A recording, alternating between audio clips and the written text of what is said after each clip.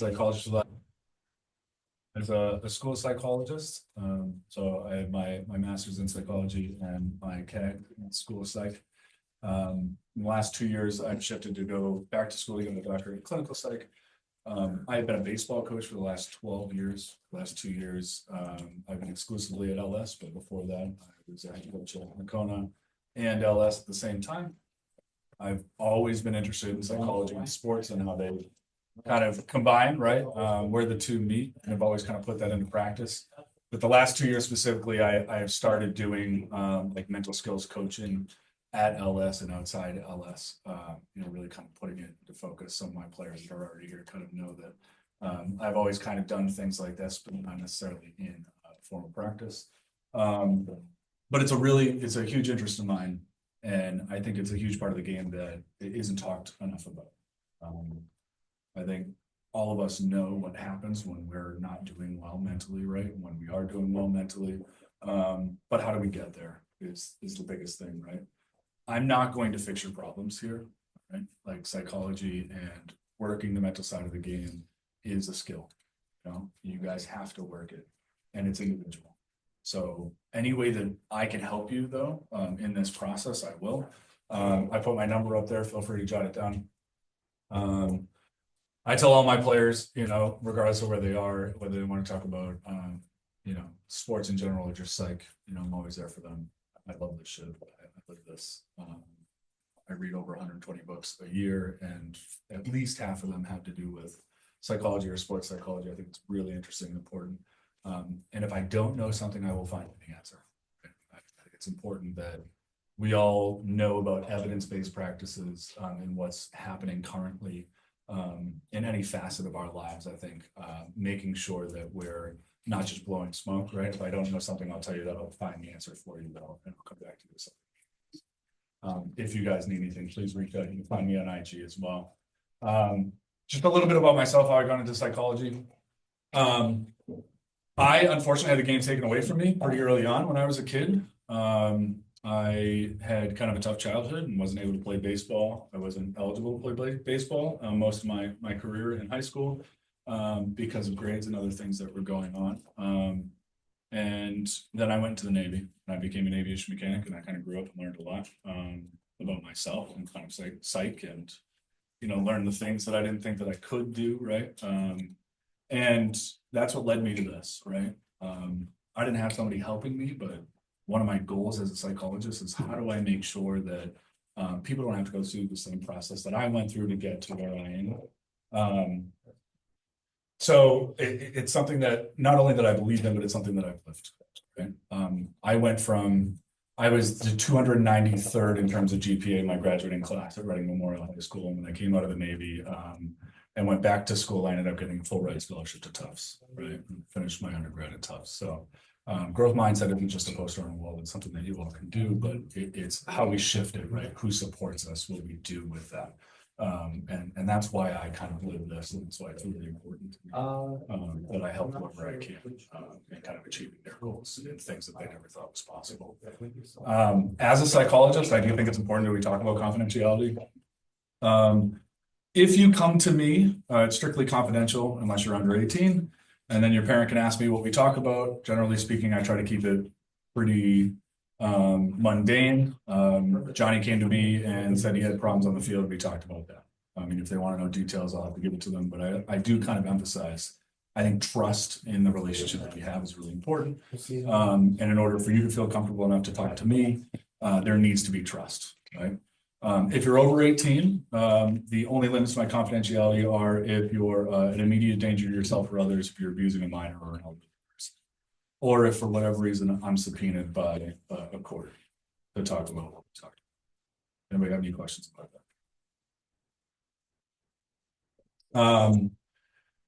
So first thing I want to talk about is Ramp C. I've kind of have this list. There's a lot of things to talk about. We probably won't get to everything, but I want you guys to communicate. If you guys have questions, if there are things that you're interested in more than others, if you're wondering about how to apply this, please stop me. Let's talk about it. Let's kind of work it out together. So Ramp C, how many people have heard this before? That's fantastic. So Ramp C was developed by Ken Revisa and Tom Hansen, both psychologists out of, they started at UCLA. They kind of pioneered what sports psychology is. And they came up with this acronym Ramp C. The first one is responsibility. So when we're thinking about what we do on the field, right? How do we choose to focus on what we want to focus on at that point, right? How do we, regardless of the outcome, regardless of what happens, what is our responsibility at that point in time, right? A is awareness. I think this is really, really important. I often have people come to me and they say, I don't know what happens when I have a good game. I'm just not thinking, right? And that it's not literally possible that you are not thinking, right? But that does give you a little bit of information of like, you're not thinking about everything else. Having negative thoughts, we're not thinking about our girlfriends, we're not thinking about jobs, money, whatever else it is. And one of the things that they talk about a lot, they have a book called Heads Up Baseball 2.0. It's a great book. Is if you were in a completely pitch dark room and you threw a pitch, how would you know whether you did well or not? Right. So the awareness is kind of like bringing light to your process, bringing light to the outcome, bringing light to whatever it is that you're doing at that point in time. And I think that might be the most important skill in Ramp C, and we can talk about awareness and mindfulness and things like that too, which I think are really important. Right? How do we make sure that we are aware of what we're doing, what we're thinking, what we're feeling at that point in time? The M is mission. You guys all have these kind of goals that you come up with, right? But are we making them SMART goals? So are they specific? Are they measurable? Right? Are they attainable? Are they timely? So thinking about what you want to do, right? And I think when we're doing that, we need to focus on process versus outcome. I was just speaking about process versus outcome here. But I think if we're focused on whether we go, 2 for 3, 1 for 3, 0 for 3, right? We're missing a lot of that process, right? There's a lot of things that we can't control there. If you're a pitcher and you're worried about what your ERA is or how many hits you get, right? Sometimes a really good pitch is hit. Right? So how are we judging how we're doing at that point in time? And focusing on that process can be really, really important to kind of get out of your mind and not have that snowball effect that happens after we have a bad game or when we think we're in P is process. So we just kind of talked about that, making sure that our process is greater than our outcome. Right? That we're always kind of learning at every point in time and taking every moment as a learning moment, right? So even if you fail, it tells you something about what you need to do. And then C is just compete. So, sorry, let me back up. P is also prep, right? So what are we doing to prepare for that point in time as well? Everybody has a routine, what you eat, how you sleep, right? Maybe who you talk to, who you throw with right before the game, right? What are you doing to prepare for any point? That C is compete. How do we bring 100% of what we have at that point in time? Now, it's not saying that you're going to have 100% every time. John Lester talked about Ramp C, and what he said was, if I take 100% of everything I have, right, 100 being the best I feel, the best game that I have, right? If I have 30 games, 10% of those are going to be between 80 and 100%.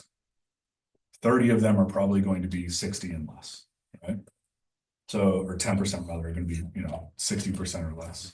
So the majority of our games are kind of in the middle, right? Whether we're sore or tired or don't have one of our 3 pitches, we're not seeing the ball well. How do we still bring, right, 100% of that 70% that we have? And so making sure that you kind of keep those things greater than what's going on and don't allow that to slip. Are there any questions about Ramp C? How we kind of implement this? Do you find there's one that people are missing the most of? I think awareness is the biggest one. Yeah, I think everybody has a mission, but I think we're too focused on outcome as well. And I have a lot of people come to me and they say, well, I went 0 for 3 today. I'm like, okay, well, how did you feel? Who were you facing? What kind of pitches were they throwing you? How did you feel pitch to pitch? Right? Were you doing your process? Were you just kind of going up there and swinging? I think having that awareness is one of the most important things in life in general, right? Just kind of understanding ourselves. And I think it's something that we grow into, over time. Even if we think about like physical awareness, how do we know whether we're sore or hurt? Right? How do we know how much we can actually give into something before we get hurt? So having that awareness, I think is really, really important. And keeping our mission on the process and on the outcome. That makes sense. Any questions? Yeah. On awareness, you were talking about how when people have a good game, they don't know how to feel. I feel like usually when someone has a good game, they'll say like, oh, they blacked out, like they don't know how they did it, but they just did. How would you like rationalize that? And I was thinking about you actually, Yeah. when I was talking about this. But there are many players that come to me. And one of the things that they focus on RAMC, so what they like to talk about is,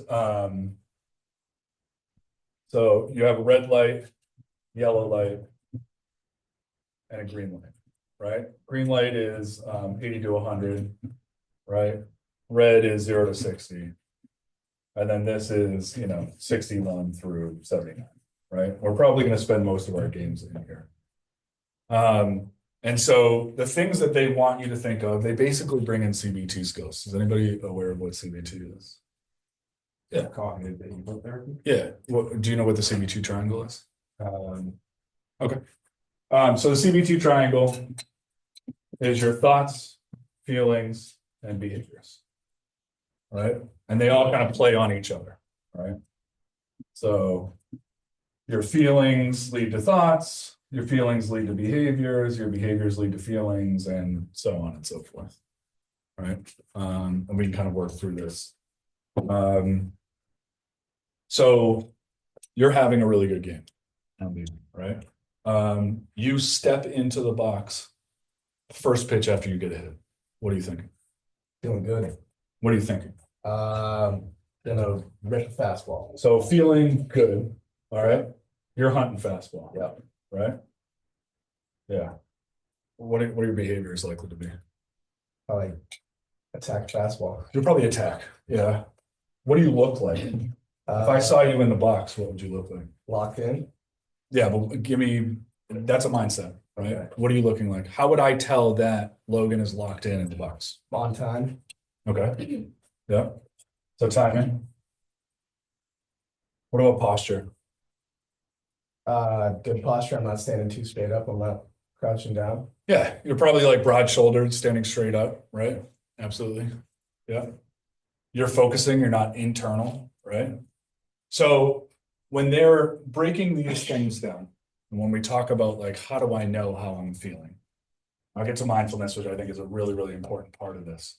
But one of the things is, what do I say to myself when I'm in these three stages? So I'm a pitcher, and I feel like I have my shit that day. What am I saying to myself when I step on the mound and grab that ball? Right? Like you're just hungry for the next person coming out. Who pitchers in here? Raise your hand. All right. How are you feeling? You just struck somebody else is coming up. Good. Yeah. What are you thinking to yourself at that point in time? I'm better than the next guy. Yeah. Right. Which leads you to feel how? Confident. Yeah. Positive. Which probably leads to what kind of behaviors? Good Yeah. posture. Good, So I know it's hard, right? Because we're not used to this process of thinking about what we're thinking about, right? Kind of that meta process. But you need to try to break it down. Because in order for us to lean more towards green and not let ourselves get into red, we need to understand what we're doing, what we're thinking, right? And how we're feeling at that time. And whether or not we allow that to spiral over and over and over again, right? We've all had that moment. You're playing defense. You get a ball to you, you boot it, right? How are you feeling? Bad. Probably not great, right? Let's say you're really good at flushing it, all right? And Ken actually talks about UCLA had a literal toilet inside the dugout that people would go to and flush whatever negative feelings that they were feeling, right? Having a spot. Matt Garza talked about having a spot on the outside of the mound that he would go to So his manager would be able to tell how bad he was feeling or how hard it was for him to flush based on how far he got away from the rubber while he was pitching. So having a point to flush it. So let's say you're really, really good at flushing. You get the next ball and it's a bad hot. Now how are you feeling? Terrible. Terrible. What are you thinking at that point in time? You don't want a ball. Please don't hit it to me, right? Is that a good space to be at any point in time, right? We recently played a kid and we talked about, I don't know if you guys have any idea about John Lester's problems throwing it to first base. Yeah. Can't? Right, yeah. How can he throw 60 feet 6 inches, right?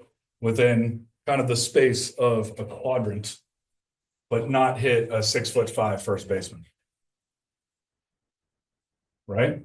It has to be what he's saying to himself. It has to be the way that he's feeling and thinking at that point in time. Right? Conversely, if we're having a great defensive game, right? And the game is on the line, right? What are you thinking when you're at your position? Give me the ball, right? I'll take care of it. I think one of the issues too is that it's not just about you. You're pitching. Your shortstop is historically bad, right? How are you feeling about getting grounders towards the middle? Pretty bad. Pretty bad, Yeah. right? And these things just spiral on top of each other. So one of the things I talk to about my high school kids, they can attest to, is trying to take responsibility for that. Take it off of your pitcher. Take it off of your second base, right? Trying to understand what your responsibility is, right? In Ramp C, we talk about responsibility.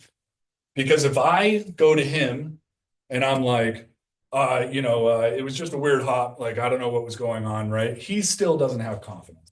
Versus if I go to him and if I said to you, hey, I messed that one up, I'm going to get the next one, I promise you. How are you feeling after that? Better. It's much different, right? Yeah.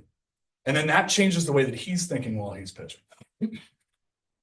So I know that's a long worded answer, but I think it's really kind of having an understanding of how you feel in these different areas, right? And when you show up starting to do that, at that point in time, don't wait. That's what your process should be, right? When you're preparing, when you're coming in, that's what you should be doing in the first hour that you're warming up, right? Do I have all 3 pitches today? If I don't, which you probably won't, right? How do I make sure that I'm mixing in my other 2 pitches and I'm relying on that, right? And I'm not like, oh shit, I can't throw my curveball on, I'm screwed today, right? Which is a horrible place to be. Does that answer your question? Yeah. Any other questions about this? Yeah. When it comes to ramp C, is that something that you implement with your players like proactively, or is it a way that you kind of explain things to them reactively after the fact? No, it has to be proactive. Yeah. One of the biggest things is bringing yourself outside as well. So I think you need to understand and internalize something like Ramp C, but you also, when you're in the box, you can't be overthinking. Yeah. Right? You need to also bring it outside of yourself. So if you've had this preparation, if you've had this thought, when you step into that box, you can let go and start to do things like grounding. Grounding is something that I teach every single one of my high school kids. And I found it pretty effective. Do you know any grounding techniques? Anybody at all? Yeah.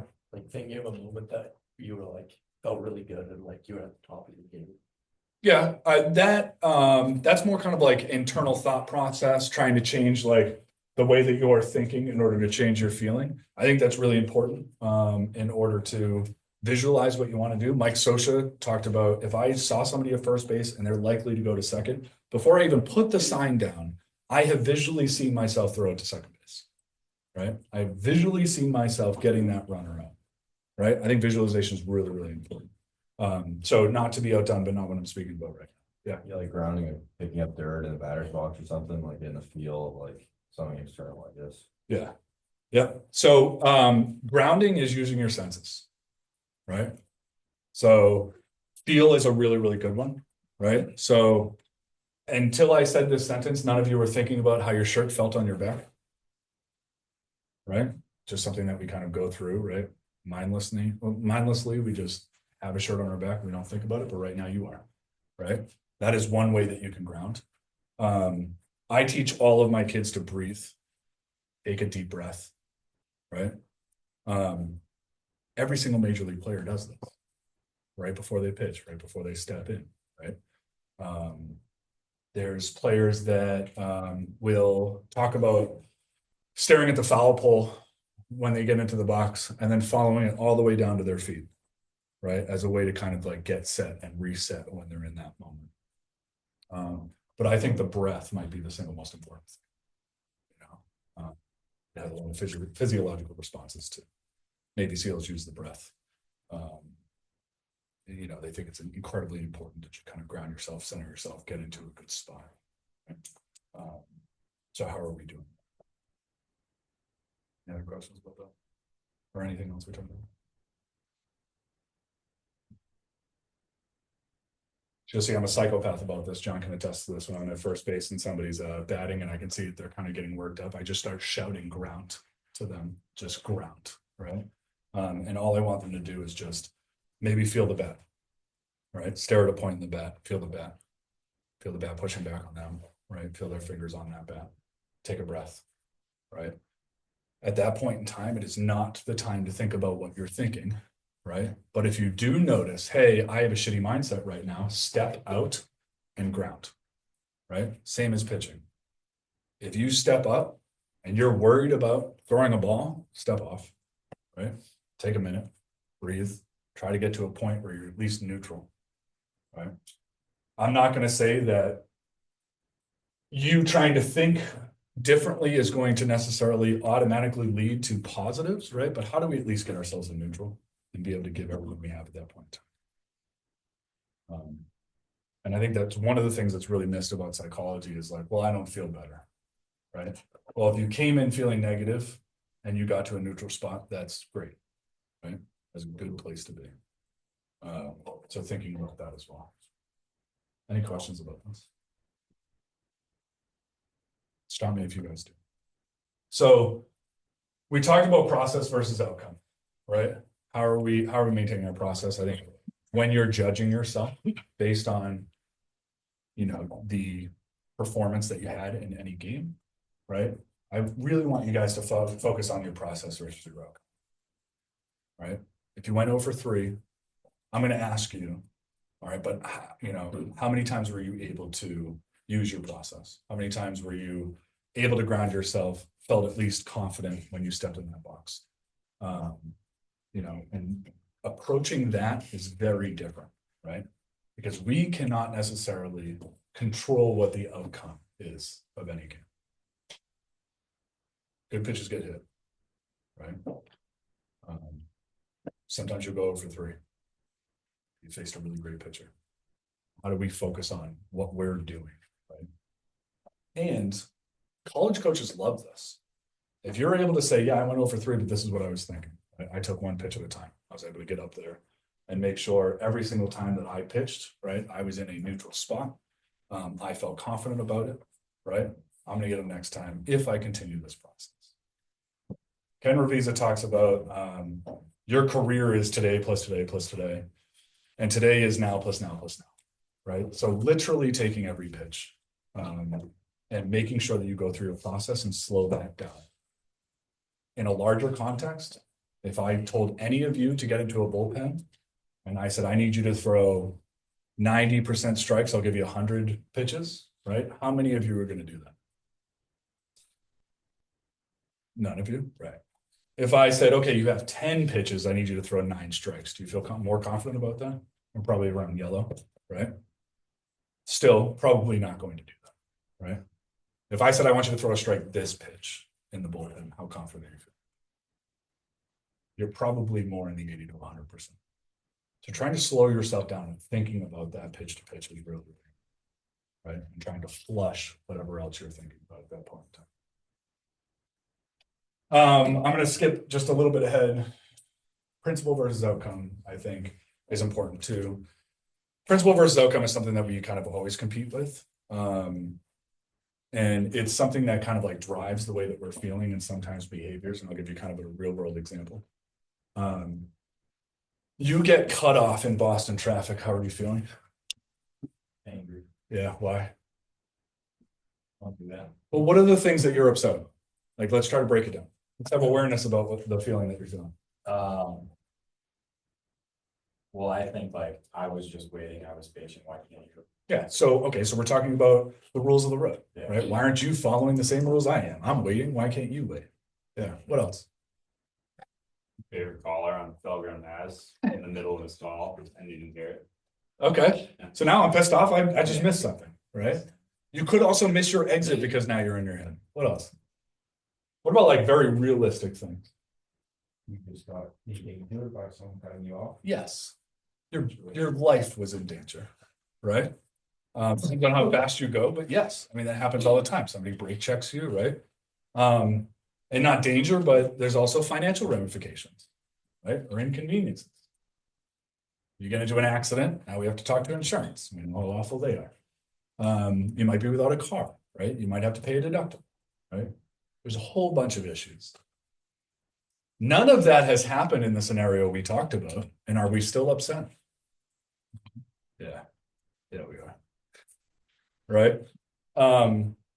So this is just kind of a real world example to think about. Am I upset because of the principle, right? Because of the rules or the things that could have happened, right?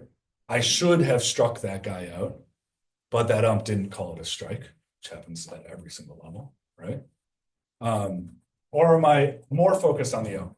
So at that point in time, you're in your car and you could say, okay, I'm not hurt. You know, I'm 3 seconds behind where I was before, right? My car didn't get hurt. I don't have to go through insurance. All in all, was it worth the emotion load? I still do it. I'm not saying that just because I preach principle versus outcome. It does help me ground. It does help me ground. I think about that. I also think about like, you know, what if their wife is having a child right now and they're on their way to go to the hospital? Right? I mean, I try to think of these scenarios that help me kind of get out of the way that I'm feeling and back into reality and to what I want to do at that point in time. Can you see how this would relate to baseball? Yeah.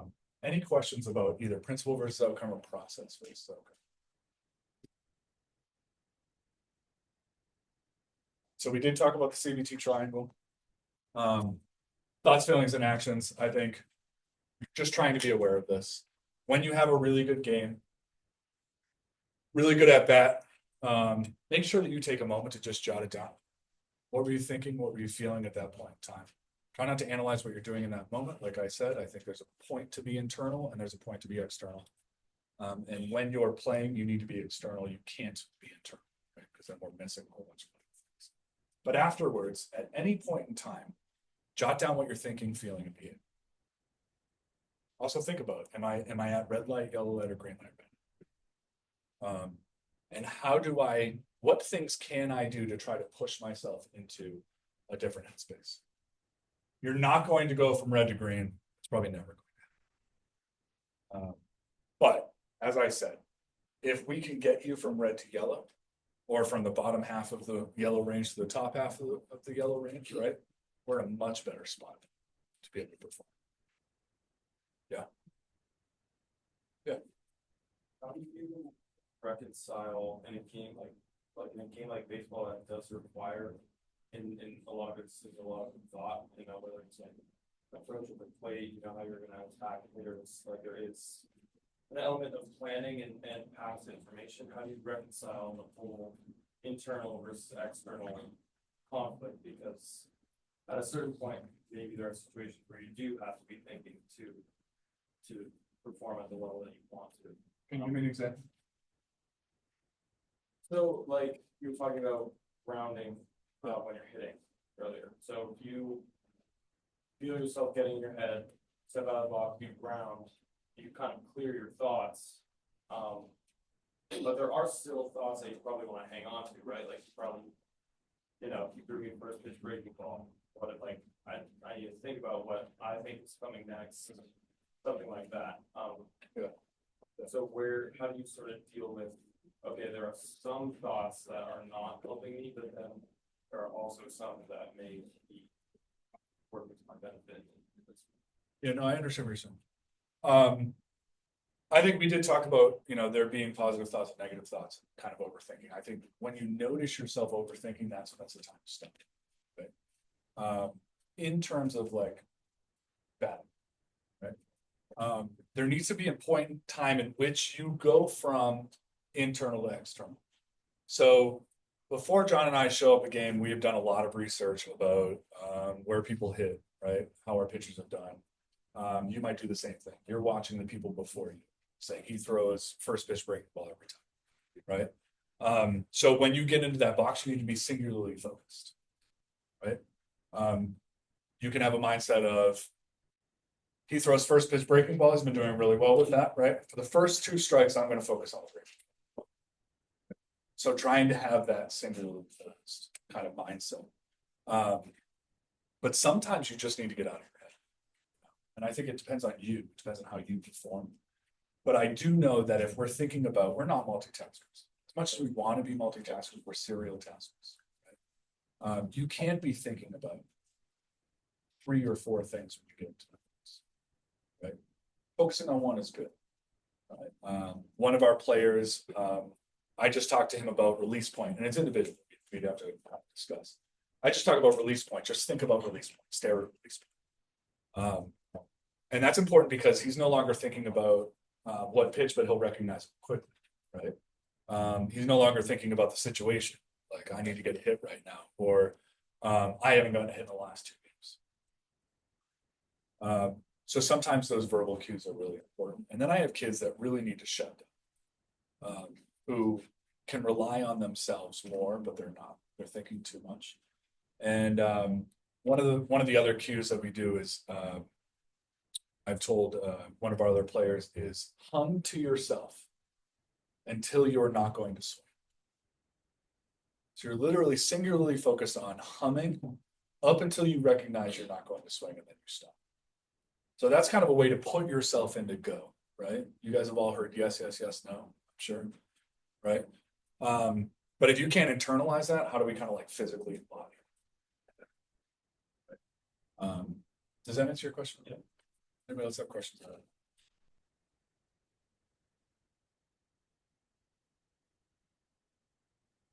Kind of moving on to psychodynamic. Another thing that I can do, if you guys want, some people are really about kind of behavioralism is like really what the key topic is now. We're all talking about how you're feeling right now and how we move forward, right? Which I think could be really important. But I do have some players who come to me and they're like, but I always think these things. When I start my day, I think these things, right? When I get onto the field, I think these things. Anybody ever heard of Freud? Yeah. But he was the father of psychodynamic therapy. How do you feel about psychodynamic therapy now? Say again? Freud's, Say more. well, he was like the thought like you had this complex and you like were attracted to people like your family. Yeah. The Oedipus complex. Yep, absolutely. Yeah. So I think it has a bad name. But it's come a long way, right? We're no longer thinking about like, somebody lying down on a couch and, the psychologist not saying anything. The way that psychodynamic is approached now is kind of like diving down into your schema. Like, why do you think this way? Why do you start your day thinking like this? Yeah. Is that the id? Yeah. Id, ego, superego. Yeah. Which I think is very relevant still today. But in terms of how do we use it in terms of sports psychology is if you want to know why you're thinking these things instead of like what I can behaviorally do or what I can think right now in this moment, right? Why do I keep thinking this? Why is this where I start? Psychodynamic is really a great way. So it does have a lot to do with kind of like patterns of behavior, right? It has to do with like what kind of connections you're making when you get onto that field. Let's say you had, an abusive father, or your mom always dropped you off of the field and was like, just occupy your time for 8 hours, right? Like thinking about why you're feeling this way and what you connect it to is really important in any kind of field. It might not be your gym. It's okay. We can still talk about how do we behave change right now? How do we move forward? And there's a lot of evidence that says the CBT is just as effective as medication in terms of like depression. And psychodynamic takes longer, but for my bang for the buck, I think that honestly, psychodynamic really gets kind of the how we start fixing it. Find that you're continually repeating these habits, regardless of how often you work CBT. That's probably what you're missing. The reason I'm giving you a lot of modalities is because not everything is going to work for you, and that's okay, right? There are thousands of therapists out there. There are at least 10 evidence-based practices that I know of, and they all help you, right? It just depends on you. So if that's something that you're interested in, want to talk about, we can talk about more. I thought it was important to put up there because I think CBT really does miss that. What's my motivation, right? If you can't get down to why you feel that way, or you know what your motivation is coming into things, psychodynamic can really help you. Any questions about that?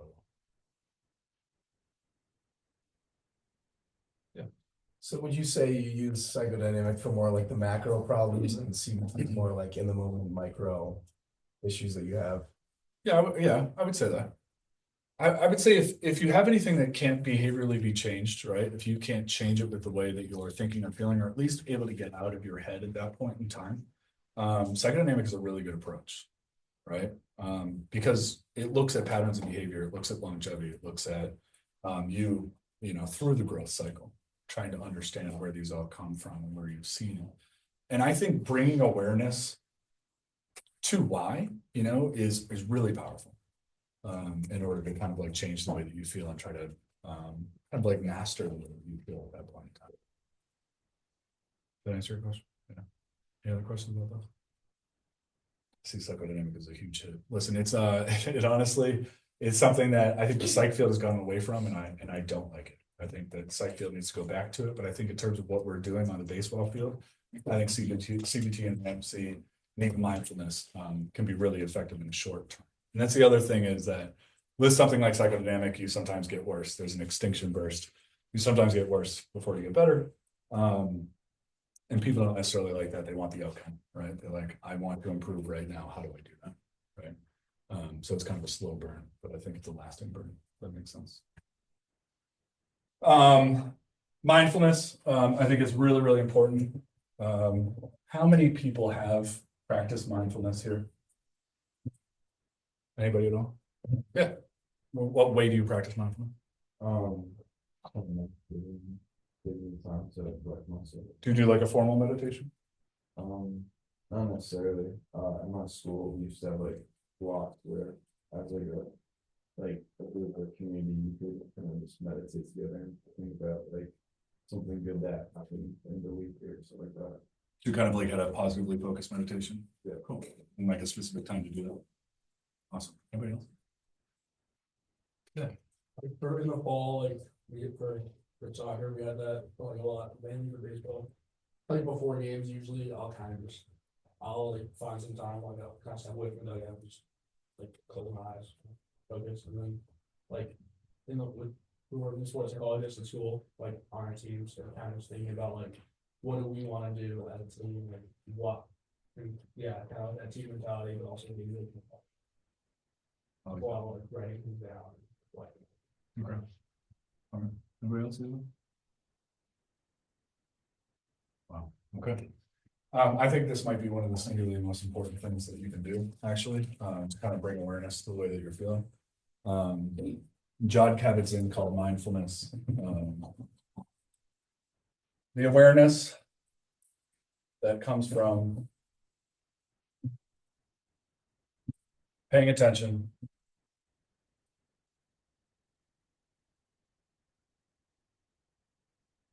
in the present moment.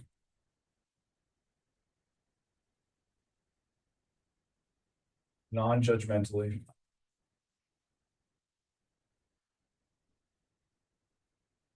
To things as they are. This comes from paying attention. Oh, this is paying attention on purpose. In the present moment, non-judgmentally to things as they are. So I want to break this down real quick.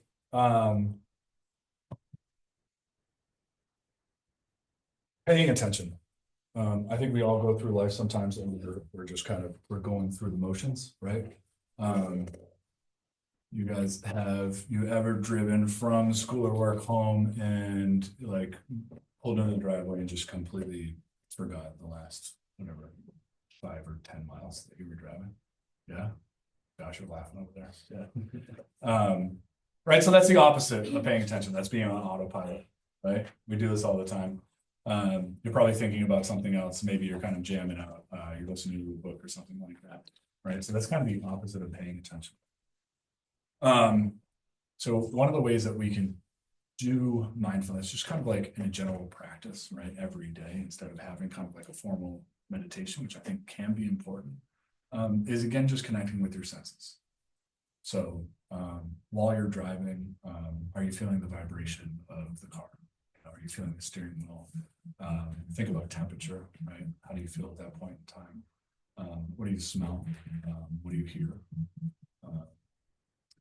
Probably won't taste anything unless you want to lick your steering wheel, but maybe a gum or something like that, where you can kind of focus in on that. Sometimes I talk to baseball players about doing that too. Trying to ground yourself into kind of like that sense of taste. So just being purposeful, right, at that point in time, like if I want to pay attention, and sometimes you need to zone, and that's okay.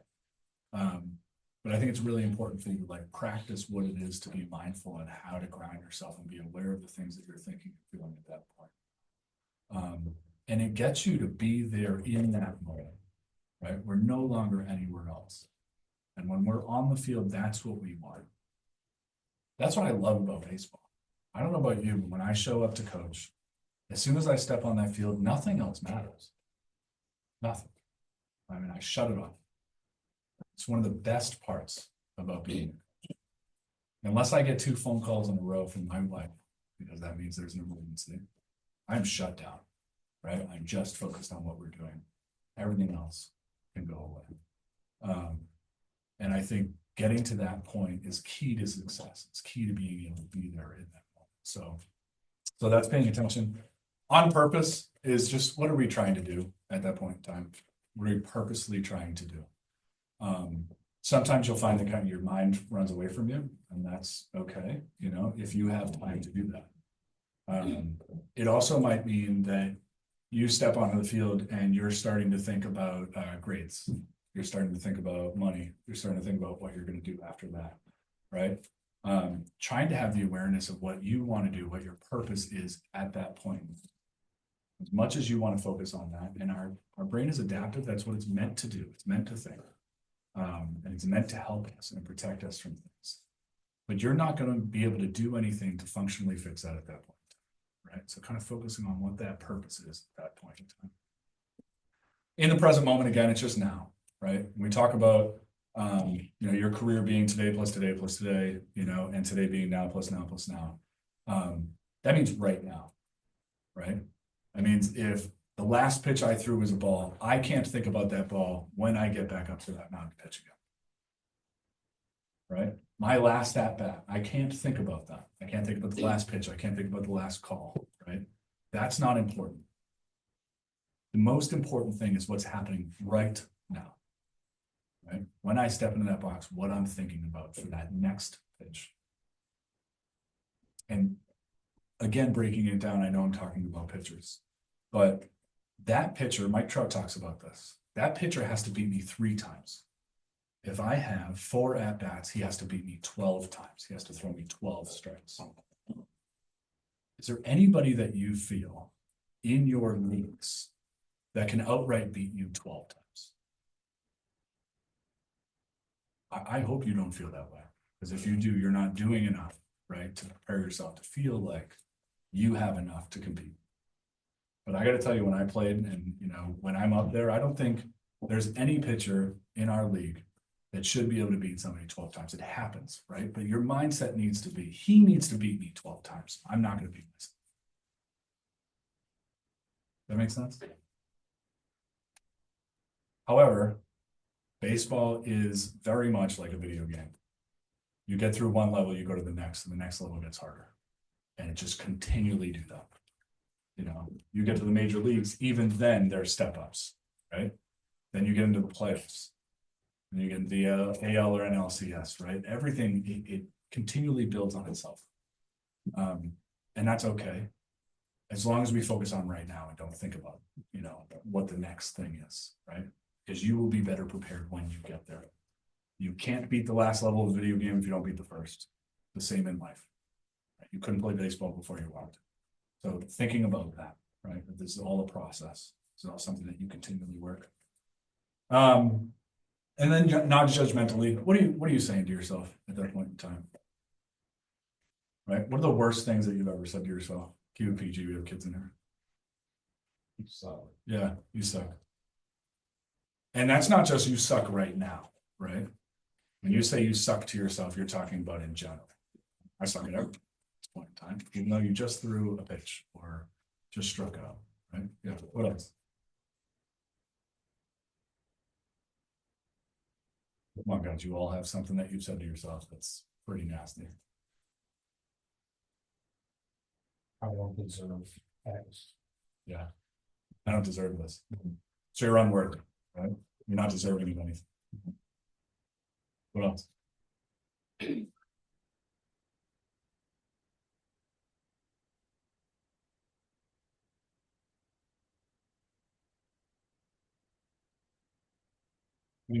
I would say, just to add to that, like, you suck one is probably a umbrella term, but a lot of times it's more like you idiot, or you're weak, or you're slow, or you tell yourself things like that. Yeah. We say things to ourselves that we would never say to our friends, family members, teammates, right? Even sometimes our worst enemies, right? I mean, we are the harshest critic on ourselves.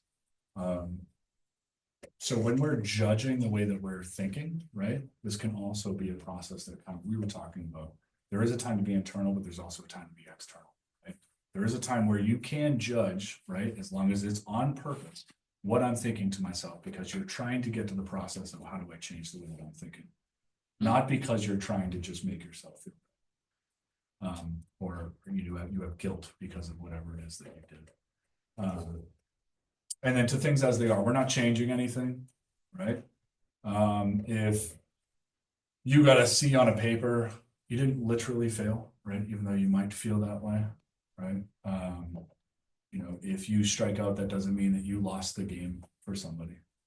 If you missed a ball, that doesn't mean that, you know, you ended the playoffs for your team.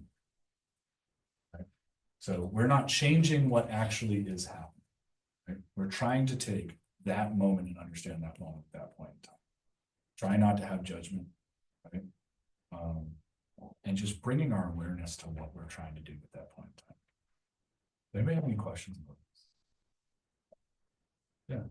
So I guess this probably only happens like kind of like in the green zone, but I feel like some of my best games have been where like I really like am on autopilot and I really gag at it and like so like how's that kind of different from like being in the car and not being aware of anything, and like how can one get into that like headspace? I think we'd have to talk about the days that you're not feeling that. What are you thinking? What are you doing on those days?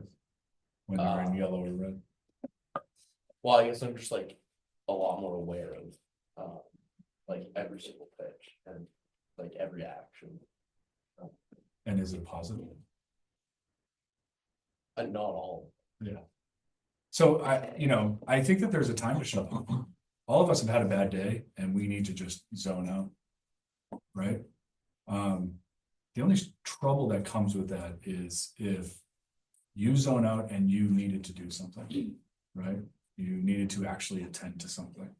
So I think sometimes it can be protected, but you're not so, right? We talked about that. I think, so bringing your awareness to what it is that you're actually feeling will be important, right? What you're thinking at that point in time. So maybe during those times after the game, allow yourself to zone out during the game, right? Allow yourself to try to be on autopilot at that point in time. But I think one of the things that you're actually saying is, I'm not thinking about the next pitch. I'm not thinking about what happened last pitch. I'm not thinking about whether I made a mistake, right? You're just kind of confidently going about your routine, right? And having a process. And I think, you know, if we're kind of following this, that's good. Right? But try to be aware of that, so that when you're in red and yellow, you know what I mean, that you can try to get back into that process, right? You can try to let go, you can try to flush whatever it is that's happening, and kind of zone out more, if that makes sense. What's your thought process on, I think of this as like pre-planned check-ins, and I'll give more context to this, so. Versus like you throw a pitch, you're like, oh, that was a ball, how could I do that? Versus like getting back on the mound and being like, all right, next pitch mentality. Context in my head is like the hardest people to coach in the weight room setting are the people who do a rep and are like, is that good?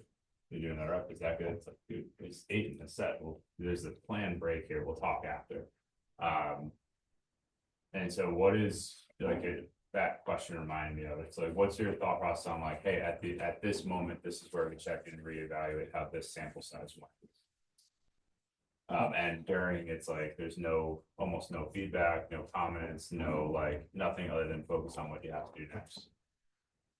So how do we get to that spot? I'm trying to figure out. Yeah, sorry, I'm trying to figure out where the question is. That something that that's more like anecdotal experience than it is like pulled from psychology. And is there a psychological school of thought that talks about that, or that talks about like the like, hey, pre-plan when you're gonna give feedback, this is where the person just goes. And it's kind of like the same thing what you were saying is like when you're at your best, you just go. You're not like giving yourself feedback after every pitch or every throw or whatnot. Yeah, so I think that there's a couple of things that come up, right? One of the most powerful things we can is to give ourselves a time to think about something. So if we're talking about grades, if we're talking about relationships, if we're talking about family struggle, financial struggles, right? Part of this on purpose is being like, I'm going to spend the time to think about that at this point in time. Right now is not the time. Your brain is still going to go there. That's okay, right? I mean, the best people, like monks that practice this for years and years, right? Decades, they still have negative thoughts, still have things that intrude on their thought process. But how do we at least understand it, right? Hold it for a second, let it go, and then bring it to some other place, right? What is our purpose right now? So I think pre-planning can be really important for that, right? Saying, we're not going to talk about how you're doing in that moment. If I think that you're being unsafe, I'm going to stop you, obviously, right? Otherwise, though, I want you to kind of think about what your process is and how you're feeling at that point in time, and we'll break it down afterwards. And then just remind them. The thoughts are still going to come in. Hey, how was that? Remember, we're going to talk about that right now, right? And then kind of having that process. It's the same thing that you would do in your own mind, right? In terms of baseball, there's a time to play, right? I'm not saying that you should go out there as soon as you hit the diamond, you should stop thinking about everything. Like you can't, right? Like you have to think about what does this pitcher throw? What is he throwing the other guys, right? What am I expected to get? But in, Pujols, Trout, Bryant, I'll talk about this, that there's a point in time in which they have decided that I'm no longer thinking. Pujols was when he stepped in the box. Trout says when he puts his last batting glove. Right? As soon as he straps that thing on, that's it. That's his cue to himself. I'm no longer thinking about other things that are going on. I'm just now singularly focused. So I think that can be important too, right? Do we have a behavioral cue? When we're here, this is what we're doing. When we're in our office, when we're in my office, or when we're outside of that, that's the time to talk. And just being conscious about that, and continually reminding yourself that that's that. Right now, this is what I want to do. So yeah, very much. Yeah, I always think back to like I've referenced this to a couple of these guys before, but Joey Votto podcast like 4 years ago now, and I've used it ever since Ghost, where he talks about how the only things he evaluates are was he on time and pitches he should have swung at. And then it came up because the reporter asked him, like, he was in a hot streak and it was like getting there early and working on a bunch of things. And then went like over for a couple of games and just wasn't working on things. They asked him like, hey, what's the thought process behind that routine? He's like, well, like in the Oprah games, I swung at all the pitches I should have and I was on time. I just hit the ball at people and whatnot. And the games where I was hot, like my timing was a little off. And I just happened to look hot on paper because I like put a couple balls where people weren't. So that's always stuck with me. It's like, all right, top tier things you can fix in the moment, secondary things that take basically a sit down, what am I gonna change in the future? Yes. Yeah, when you're in the game, it's not a time to think about Yeah. changing the future, or even trying to change mechanics. What are those two things have in common? Timing and what pitches swing at? Change it, pitch. You can control. Yeah. Things that you have control of. So you're going back to process versus outcome, right? Am I controlling my process? That's all Ted Williams talked about in Science of Hitting, basically. It's like, am I swinging at the pitches I should swing? That's it. Right. Some other things, it's a 70-page book, but you know, that basically, that's what he was thinking. Right. If it's up and in my zone, am I swinging at it or am I letting it go? If I'm letting it go, I'm not doing my job. I think we're running short. So DBT is just another modality. DBT focuses on distress tolerance, emotional regulation, and interpersonal effectiveness and mindfulness. This is another thing that we can talk about. It breaks those down in kind of like behavioral sections that you can do if that's something that you also want to talk about.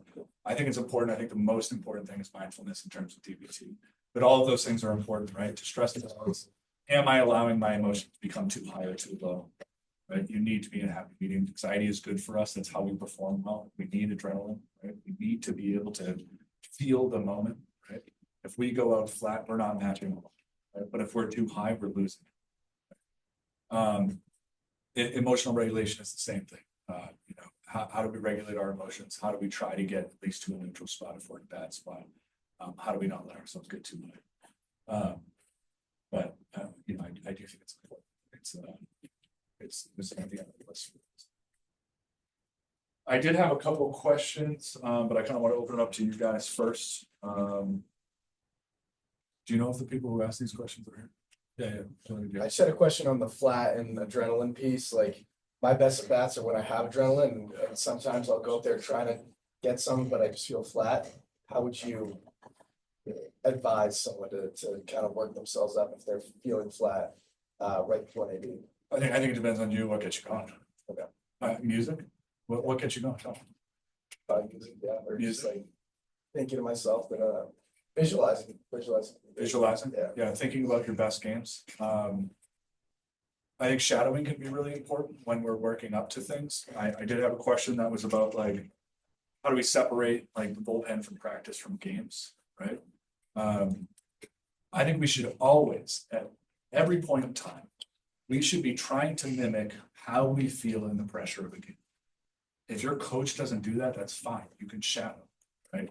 We used to do this as kids. First time you went to a ball field with your friends, right?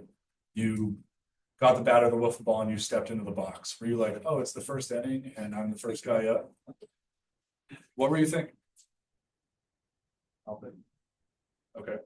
What was the scenario? I guess if you're coming out of the scenario, it's bottom of the ninth. Yeah, bases loaded.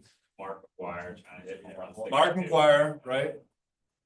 Depends on your era, but maybe you're facing Roger Clemens or you're facing Pedro or whatever, right? I'm gonna be the guy right now. You know, I challenge you to try to make those moments in practice. And if you're having a bad day in terms of your bullpen, use them. That's information. What are you thinking about? What's your process? Am I taking this pitch to pitch? That is a good thing. If you go in there and go through the motions when you're in the batting cage or you're on the bullpen, you know, you're on the mound in the bullpen, you're not really meaningfully practicing, right? If we just show up to the game at game time, are we going to be ready for the game? We were just talking. No. If I spend the first hour warming up, just grab assing and, you know, not really paying attention to trying to get into the game, how am I going to feel first pitch? Like I'm just starting, right? I'm just starting to get into that game. Make every moment you possibly can as real as possible. And if you're finding yourself frustrated, good. Work it. Figure out what works for you. Find out when you know that you're ready. Find out when you know You have 3 versus 4 pitches or 2 versus 3 pitches. Right? Communicate with the people around you. Sometimes people, your catching battery, the players that are next to you can see things in you, better than you can see things in yourself.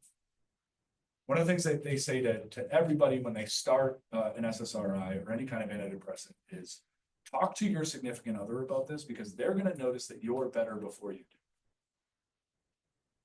Right? Other people can notice when you start to change things. So cue into that, help each other out, talk to each other. Catcher is a great resource, right? If you're a middle infielder, the guy next to you is a great resource. And tell them what you're looking for. Tell them what you want. But work the process constantly.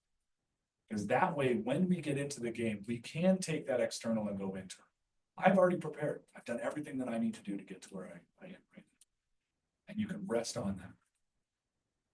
And it's okay if you have a bad day. Ken always says, are you bad enough that you have to have everything to perform well? I think that's something to think about, right? We're not all going to show up with 100%. That's okay. I can get people out with 2 pitches, right? I can get a hit if I'm not swinging at the breaking ball. Having that mindset, I think, is really important. Any questions about that? Any other questions in general? What kind of strategies can you use with a player who tends to be too internally focused and is thinking about mechanics and other things like that when they should be thinking about other external things? Like, I don't want to use the Y word, but you know what I'm talking about, like when somebody's too focused on little mechanical things and it kind of throws everything else off kilter. Like, how do you kind of... Are you talking about yourself or somebody else? I'm talking about myself because I suck at throwing BP. And Okay. like, that's something I really suck at because I start thinking too much. And like, I used to throw really good BP, and then when I was a player, then I started coaching, I started trying to watch the hitter hit and figure out what wasn't going well and what was going wrong, and also throwing strikes. Yeah. And like that really... So let's get back to, are we multitaskers or serial taskers? We are serial. We're serial taskers. We can't possibly do 2 things at one time. I worked in McLean Hospital, and we used to have this thing where I would have 2 people. I had a Monday class, and I would have 2 people just talk about what they did in the weekend, and I would throw cards at them, and all they were supposed to do was sort them into suits. And people can't do it, right? You think that would be an easy task. You cannot do it, right? We're not multitaskers. We just can't. We actually just serially switch from one to the other. So what you're doing is you're getting up to pitch, you're thinking about the pitch. As soon as you let go of the pitch, you're now looking at the person, right? You're not doing both at the same time. So as a coach, allow yourself not to do that. Yeah. Video, right? Have somebody else throw BP. But also I can already hear you telling yourself that you're not good at something. Yeah. Right? Which isn't true necessarily. You could hit a mid, right? And in BP, you're not trying to strike these kids out, hopefully. But you might want to mimic, right? You might want to mimic what a curveball looks like or what a fastball looks like. So try to focus on that. Try to focus on the next thing that you're going to do, the next pitch, right? That moment. And allow yourselves to forget about the other things that you're trying to do, right? You're not going to be able to evaluate him well and throw BP well. That's okay, right? Have them, I would have, when I was a head coach at Nakona, I would have them take videos of themselves on their phone while I'm throwing BP. And then afterwards, him and I would sit down and we discuss what I see, what they're feeling, what they're thinking at that point. And so having those moments. And I know it sucks in terms of the length of time, right? And you're not giving like in the moment adjustments, but that's actually a good thing, right? What we're talking about here is that we don't want to do in the moment adjustments. Yeah, kind of like what John said before, right? Yeah. Or like you have scheduled debrief times, especially like in that kind of setting where like you're gonna have a 6 to 8 pitch round, and then after that you're gonna have time to digest it. Or like, well, you can't think of it at the same time. Which is kind of what you're talking about before. Yeah. One of our players comes up to us and is like, I think I'm doing this. I'm going to adjust my swing in this way. At that moment, I'm like, no, don't adjust your swing. Just what you're thinking about right now, right? Maybe you want to start lower, right? Maybe you can think about like where you are horizontally, you know, or how you're elevating, but don't make any meaningful changes to your swing. That's gonna do nothing for you at this point in time, right? Other than confuse you. And if you get a hit, now you're trying to recreate something that you just did on the fly, right? Which isn't going to be successful. So mimic that, right? Right now, you're in a game. Right now, when you're hitting BP, it's not the time to make adjustments, right? But we can right afterwards, we can talk about it, right? And then come up with a plan to kind of implement those as you go. And then, you know, reminders. Hey, when you get in the box, remember we said these are the adjustments that we're gonna do this time. Just focus on that. Mhm. We'll talk about it after. Yeah. That makes sense? Yeah. Other questions? How do we find a good balance between overthinking and not thinking enough? If that makes sense. Cause sometimes for me, I feel like I'm either overthinking or I'm not thinking enough and I'm just up there and I'm just swinging at whatever pitch comes. Okay.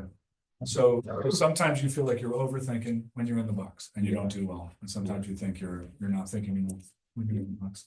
What about when you're doing well? What do you think? But like I'm in a good balance where like I have my approach. And I'm thinking up to the point where the pitch is on its way. All right. And the pitcher releases the pitch. At that point, I'm not really thinking of this. I think the breath can be powerful with that. And also maybe just having a list of one or two things that you're thinking about, right? So you might be thinking, you know, as he gets up on the mound, you might be thinking, okay, I'm gonna hit a fastball here, right? And then you're thinking, I'm gonna focus on the release point, right? And then right after the release point, release your breath, right? And let yourself kind of be where you are at that point in time. It sounds like both are good for you, but when that pitch is coming, you need to try to get outside of yourself, right? So maybe it's a tactile thing, you know, if you use pine tar, might be a good time to just kind of like feel yourself, you know, feeling that stick as soon as he lets go of that pitch so that you can get into your load and you're not thinking about anything other than I'm going to swing, right? And how does this feel right now? That makes sense? Another question.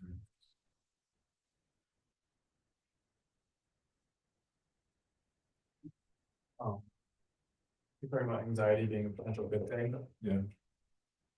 Find a lot of the kids I coach at 14U, anxiety is a bad thing, a lot of negative thoughts that come with that anxiety. Typically only seems to be pitching though. Yeah. Anxiety seems to be a driver at the plate, a lot of negative emotions, a lot of negative words that they use on the mound when things aren't going well. You know, like quick in-game fixes for that. For like speeding yourself up because you're anxious? Like I'll go out there and be like, I'm gonna F this game up. Things like that. Break it down to the smallest thing you can think about, right? I don't need you to think about the game right now. I just need you to think about throwing a strike on the next pitch. Right? I need you to take one pitch at a time. As a coach too, trying to understand what their process is and what they look like, right? And having kind of an idea of when you're feeling anxious, right? Go to a spot on the mound so I know how you're feeling at that point, right? Breathing is really important for pitching as well. But I think trying to break it down to that point and also just psychoeducation about anxiety in general. If we were out in the woods and a bear started coming towards us, it's really good to have anxiety, right? We get adrenaline, we get dopamine, it gets our body going, right? The adrenal gland just dumps adrenaline right into your system and you are ready to go, right? However, the problem is that we're no longer facing that on a daily basis, right? Like biologically, we haven't caught up to what our real life world is, right? So people feel the same way about a test, which doesn't help, right? But we do need anxiety to get ourselves ready to get to that point where we can perform. I often tell players, have you seen what kickers do in the NFL right before they kick? Anybody seen this? Have you seen them crack a smelling salt? And they just start. Why do they do that? Maybe grounding.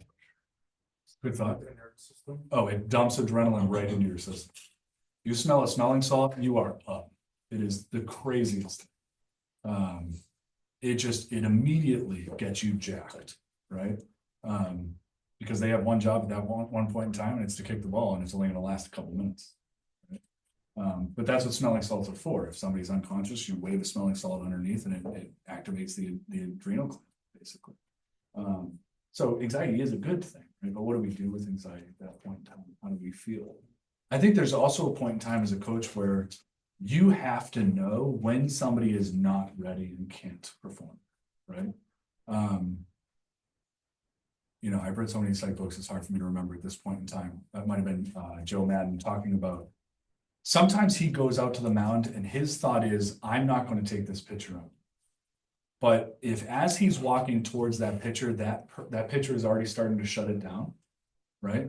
They need to say something because they're not going to ramp it back up again. It's never going to happen. Right? So how do we as a coach also understand what's going on in our athletes to be able to put them into good positions to perform? You know what I mean? And that doesn't mean that he should never pitch, right?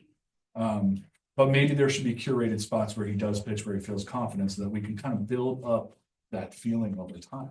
So we're not just dumping him into kind of adrenaline pumping situations and kind of setting him up for failure in some ways. Put him in spots to succeed, let that confidence grow before putting him into a proper spot. Yeah, so I think psychoeducation, I think building up, right? I think all of those things are important. Having him think about what he's thinking about, right? Talking about that and knowing when it's time to pull, you know. You know, and we're fallible, that I had a time, my actually last season coaching for Nakona, I was a Braves coach, so we were in the second division of the top division. And we had beaten this team already, and then we met them in the quarterfinals of the Myrtle Beach Championship. So we're doing really well, tie game. I still had my ace who hadn't pitched, but he had said something like, I'm gonna F this game. And I didn't listen to it for some reason. You know, I didn't think about it at that point in time. This is where his mindset is. I shouldn't put him in there, even though he's my #1 pitcher and I trust him, right? And he did. I mean, he went in and he couldn't throw strikes and he was in his own head, and it became a self-fulfilling prophecy at that point in time, right? And so, but he's a 14-year-old kid, right? So I think sometimes at that, like, we need to understand where our kids are at and put them in the best positions to succeed. And sometimes that means not putting them up, right? Or knowing when to pull them. Does that make sense? Great. Yeah. Any other questions? I don't know if you're about to cover this, but I'm sure there's someone or multiple people in the room who have a lot more questions. Maybe just don't want to ask them in the context. Oh, yeah. How can people talk to you more? Yeah, so shoot me a text. I'm also on IG. But I'm willing to, you know, talk to any of you guys. I do have, you know, kind of like a formal program. If you want to do 5 or 10 sessions, if you want to just do one session, if you kind of want to just spot check with me, please let me know. This is something I love to talk about. And again, you know, I don't know everything, but if you have a question and you don't feel like you're finding a meaningful answer, I promise you I'll find it. I'll do research, you know, I'll read about it. There's plenty of, this is really taking off. I think over 300 colleges now have a sports psychologist, and every major league team also has a sports psychologist, including the NFL team. So it's something that we're kind of always learning new things about, right? But it's very individual. Right? It's process focused. It's about you. And so if you need help working that, I would certainly be willing. Anything else? Any last thoughts or questions? If you are sitting in a chair that folds, you can do us a favor and just fold it, and you can just like lean it against one of the couches, we'll get it. But that is walking off, and make sure you thank him before you leave. That's about it. Makes sense.